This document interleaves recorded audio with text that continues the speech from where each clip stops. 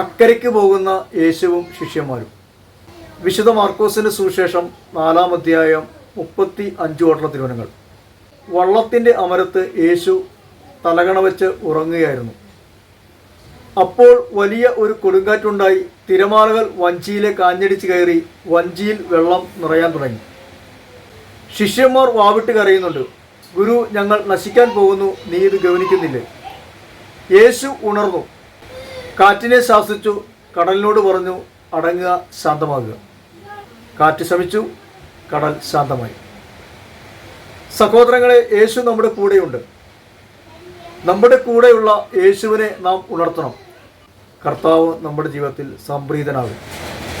നമ്മുടെ പ്രശ്നങ്ങൾക്ക് കർത്താവ് ഉത്തരം നൽകും. അവിടുന്ന് ശാന്തത നൽകും, സമാധാനവും സ്വസ്ഥതയും നൽകും.